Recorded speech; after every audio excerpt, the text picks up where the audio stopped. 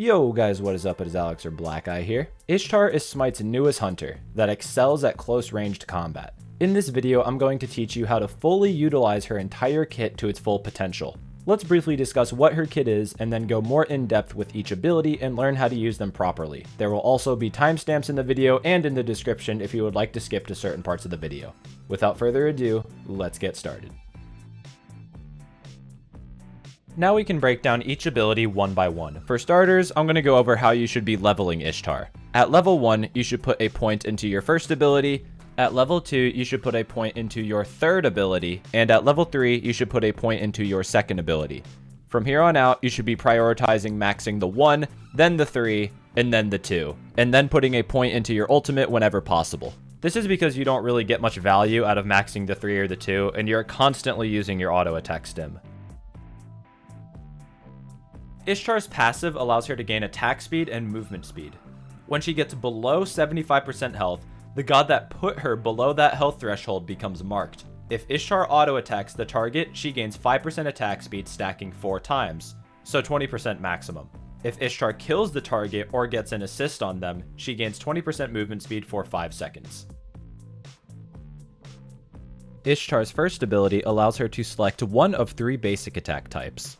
An explosive shot that does AoE damage, bonus damage, but has reduced crit damage. A shotgun type shot, which shoots out 5 arrows with only the center arrow doing 100% damage and proccing item effects. The side arrows start out at 5% damage but can go up to 10%. So if this is max rank and you hit all of them, then you could do up to 140% of your basic attack damage. And finally, a longer ranged basic attack, which extends your auto attack range, increases your attack speed, increases the speed at which your auto attacks travel, but does reduced damage. Finally, it's also worth noting that none of the 3 styles damage towers, so don't try to use it on them. You can also auto attack cancel with this ability fairly easily, especially with the explosive shot. In a general sense, you should be using her explosive shots to clear wave and camps, and shouldn't be using this against enemy gods. I need to emphasize that this can go over walls, so it's worth using this on enemy gods if something is body blocking your auto, such as enemy gods, minions, or, well, a wall. But in general, you shouldn't use this to box people. Her shotgun type auto should be used most of the time when damaging enemy gods. You want to use this in most scenarios for 2 reasons. You will do extra damage if you hit the middle arrow plus some of your side arrows, and you will still do small amounts of damage even if you miss the middle one. If you're missing both the middle one and the side arrows, then you have a bigger problem to worry about. As this type of basic attack has potential to do more damage than just a regular auto, you should use it when securing objectives such as Gold Fury or Fire Giant. Her third stim is similar to Hachiman 1.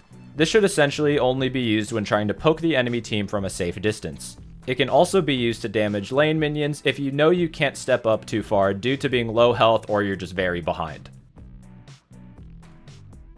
Her second ability, which I believe is the worst ability in her kit, is more used for utility rather than damage. Her second ability calls down 4 lightning strikes in a line and can mesmerize the enemies if they are hit with multiple strikes. You can choose whether the lightning strikes move away from Ishtar or towards Ishtar.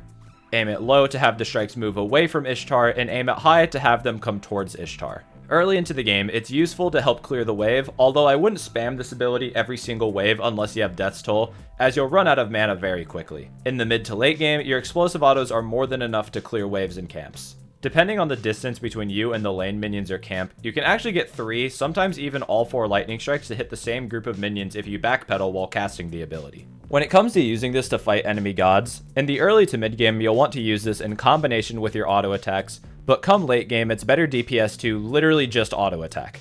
The CC from this ability shouldn't be slept on.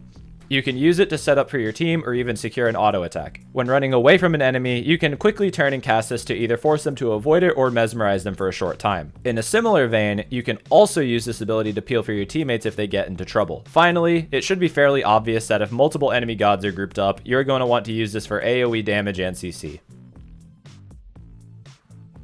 Her third ability is a dash, where if it hits an enemy, they are then rooted and Ishtar backflips off of them. She also fires an auto attack while in the middle of the backflip that does damage around where the enemy was rooted. This auto attack can crit and proc item effects. Her third ability can be used either aggressively or as an escape. Personally, I use it aggressively if it'll secure a kill, if I know there isn't a lot of enemy gods around, or in combination with her ultimate, which I will talk about later. When aggressing on somebody, it's important to figure out if you want to hit them or not. Hitting them with the ability does damage and again can set up for your team or even get you a kill, but if you want to get closer to them and you know the damage won't really kill them, then you might just want to dash towards them without actually hitting them so you can get closer. During team fights, I typically hold this ability to use as an escape, as junglers could be hiding and waiting for you to use this ability before engaging on you. If that happens and there isn't good peel around, you're probably dead. Since the ability roots for 1 second, it can also be used to set up for your teammates' abilities. But again, that being said, this ability does not cripple.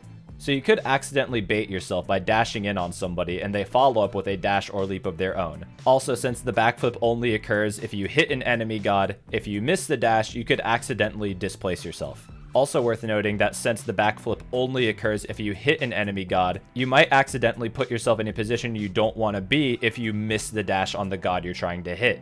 So just be careful. It's important to note that this ability is classified as a leap, and will therefore go over player-made walls and can be pulled by a Wheelix ult. Ishtar also gets immunity frames during the backflip portion of the ability, and this allows for some counterplay potential to avoid certain damaging abilities. Her ultimate ability calls upon 5 swords that are shot out in a cone in front of her, and can then be recalled back to her current position.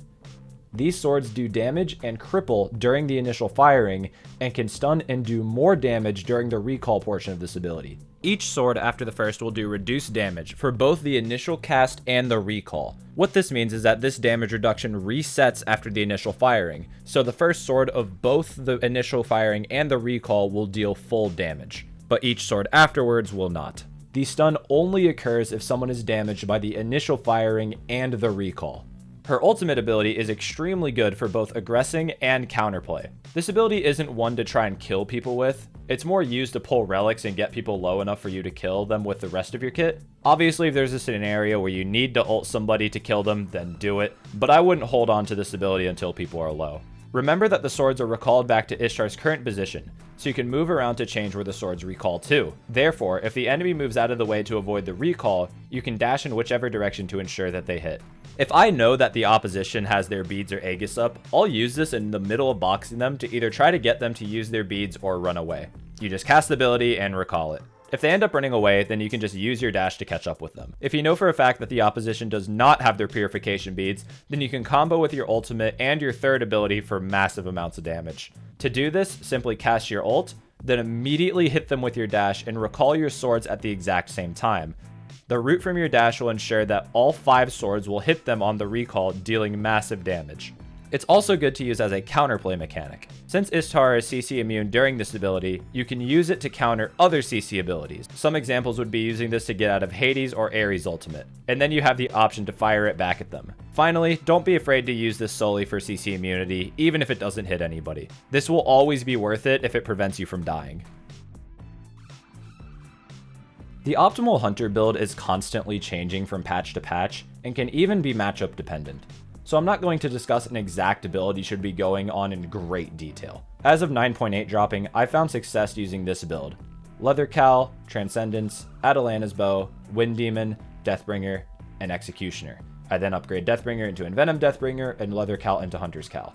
If you don't like the crit route, I've also found success going Death's Toll, Devourer's Gauntlets, Ichabod, Executioner, Kinsize, and Odysseus's Bow. I then upgrade Death's Toll into Death's Temper and sell Ichabod for Silver Branch Bow. If you're watching this video close to its upload, then these builds work from what I've seen and tested, although hunter builds are constantly changing, so if you're watching this video months after its upload, I would just look at what other people are building. I personally wouldn't build her completely ability based like you would with Ullr or Chiron.